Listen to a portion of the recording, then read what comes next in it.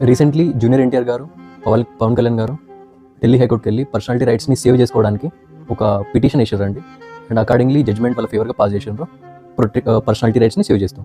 యాక్చువల్గా ఈ personality rights అంటే ఏంటి ప్రతి ఒక్కరికి తెలుసుకోవాల్సిందండి. రీసెంట్గా ఒక ట్రెండ్ నడుస్తుంది. ఎవరైతే సెలబ్రిటీస్ ఉంటారో అందరూ హైకోర్టుకి వెళ్ళి పర్సనాలిటీ రైట్స్ కోసం సూట్ వేసి ప్రొటెక్ట్ చేసుకుంటారు వాళ్ళ రైట్స్ని. యాక్చువల్లీ పర్సనాలిటీ రైట్స్ అంటే ఏందో చెప్పే ముందు చిన్న రిక్వెస్ట్ అండి. ఈ సోషల్ మీడియా అనేది చాలా హ్యూజ్ ప్లాట్ఫామ్ అండి. ఇప్పుడు నన్ను ఫాలో చేయకుంటే నెక్స్ట్ వీడియోలో మీకు updates Rao. So do follow me. And ఎవరైతే జూనియర్ అడ్వకేట్స్ ఉంటారో లేదంటే లా స్టూడెంట్స్ ఉంటారో వాళ్ళకి స్పెసిఫికలీ సెండ్ చేయండి. చాలా ఈ వీడియోస్ యూస్ఫుల్ అయితే వాళ్ళ కోసం. అండ్ టాపిక్లోకి వస్తే పర్సనాలిటీ రైట్స్ అంటే ఏంటి ఫస్ట్. ఇప్పుడు కంటెంపరీలో ఏఐ టెక్నాలజీ ఇంత పెరిగిపోయిందంటే ఇప్పుడు నేను ఒక ఏఐని యూజ్ చేసి జూనియర్ ఎన్టీఆర్తో కాజల్ అగర్వాల్తో ఇద్దరిని కలిపి ఒక మూవీ తీయొచ్చినాను. వాళ్ళ పిక్చర్ని యూజ్ చేసి వాళ్ళ వాయిస్ని యూజ్ చేసి సేమ్ వాయిస్ సేమ్ వాళ్ళ మేనరిజం అన్నీ కలిపి వాళ్ళతో మూవీ చేయొచ్చు. ఇంత టెక్నాలజీ పెరిగిపోయింది.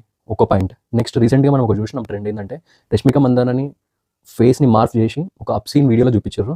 సో ఇట్లాంటివి చాలా జరుగుతున్నాయి. సో అట్లందుకే మన సెలబ్రిటీస్ ఎవరైతే ఉంటారో వాళ్ళ ఫోటోని అంటే వాళ్ళ ఇమేజ్ని, వాళ్ళ వాయిస్ని, వాళ్ళ మేనరిజం స్టైల్ని ఇవన్నిటిని ఉపయోగించి ఎవరైనా కమర్షియల్ పర్పస్ కోసం వాటిని యూజ్ చేస్తే వాటిని ఆపడానికి ఈ పర్సనాలిటీ రైట్స్ అన్న కాన్సెప్ట్ అండి.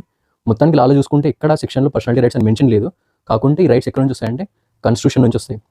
Article 21 red with article 19 of the Indian constitution. ఒకసారి కామెంట్లో చెప్పండి ఆర్టికల్ 21 ఏం చెప్తుందో కాన్స్టిట్యూషన్. అందరూ కామెంట్ చేయండి. Next coming into other loss like copyright and trade mark act. ఈ రెండింటి కామన్ లాని బట్టి ఈ రైట్స్ని పర్సనాలిటీ రైట్స్ని ప్రొటెక్ట్ చేయడం జరుగుతుంది. కామన్ లా అంటే ఏదైతే కోర్ట్స్ ఆర్డర్స్ నుంచి వచ్చిన లాని కామన్ లా అంటాం జనరల్గా.